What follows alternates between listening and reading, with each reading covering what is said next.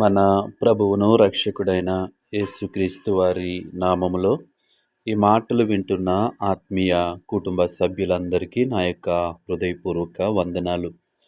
ఈరోజు నా కోసం ఆత్మీయ కార్యక్రమానికి మిమ్మల్ని అందరినీ ప్రేమపూర్వకంగా ఆహ్వానిస్తూ ఉన్నాను. చిన్న ప్రార్థన చేసుకుని ఈ దిన వాక్యాన్ని ధ్యానము చేద్దాం. పరిశుద్ధ ప్రేమగల తండ్రి, గొప్ప దేవుడా, కనికరము గల దేవ, కృపగల దేవ, నీకు వందనాలు, వేలాది స్తోత్రాలు ప్రభువా. నీ కనికరాన్ని బట్టి, నీ కృపను బట్టి ఇంతవరకు మమ్మల్ని సజీవులుగా ఉంచావు. అందుని బట్టి నీకు వందనాలు. ఈ సమయంలో నీ మాటలు వినటానికి ఆశ కలిగి ఉంటుండగా ఉదయకాల సమయంలో నీ వాక్యం ద్వారా మాతో మాట్లాడమని యేసు నామములో అడిగి వేడుకుంటున్నాము పరమ తండ్రి. ఆమేన్. ఈరోజు దేవుని వాక్యము యోహాను 3వ పత్రిక 1వ అధ్యాయము 8వ వచనము. మనము సత్యమునకు సహాయకులు మగునట్లు అట్టి వారికి ఉపకారము చేయబద్దులమై ఉన్నాము. ఈ వాక్య భాగాన్ని మనము పరిశీలన చేసినట్లయితే మనము ఎవరము, దేవుని ఎరిగినటువంటి మనము, దేవుని సంతరక్షకునిగా అంగీకరించినటువంటి మనము ఎవరము అంటే సత్యమునకు సహాయకులము. దేవునామానికి మహిమ కలుగునుగాక. ఈ లోకములో ఎక్కడ చూసినా సత్యము అనేది మనకి కనిపించట్లేదు. ఏ వ్యక్తిని, ఏ వ్యవస్థను మనము చూసినా సత్యము అనేది మనకి కనిపించటం లేదు. చాలా మట్టుకు ఇది కనుమరుగైపోయినటువంటి పరిస్థితుల్లో మనము జీవిస్తూ ఉన్నాం. అయితే దేవుని ఎరిగినటువంటి మనము, దేవుని అంగీకరించినటువంటి మనము దేనికి సహాయకులము అంటే సత్యమునకు సహాయకులము. అనగా మనము సత్యము కలిగి జీవించేవారము, సత్యమునకు జతపని వారము, సత్యమునకు కలిగిన వారముగా మనము జీవించేవారము.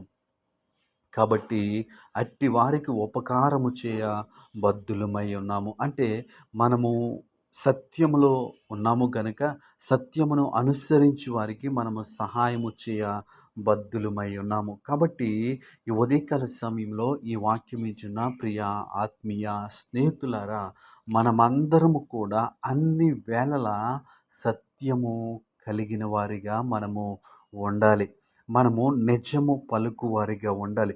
మనము సత్యమునకు సహాయకులము, మన సత్యముతో కలిసి జీవించేవారము. మనము సత్యమును కలిగి ఉన్నాము కాబట్టి మన ప్రవర్తన, మన ఆలోచన, మన పనులు అన్నీ కూడా ఏ విధంగా ఉండాలి అంటే సత్యము, నిజము, సత్యమును కలిగినవిగా ఉండాలి.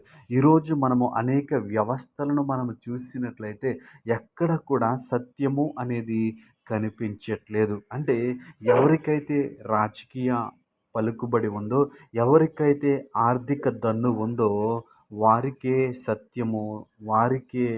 సత్యము జరుగుతున్నట్లుగా మనము చూస్తూ ఉన్నాం. అయితే దేవుని ఎరిగినటువంటి మనము, దేవుని వాక్యాన్ని అంగీకరించినటువంటి మనమేమి కలిగి ఉండాలంటే సత్యమును కలిగి ఉండాలి. అనగా నిజమును మనము కలిగి ఉండాలి.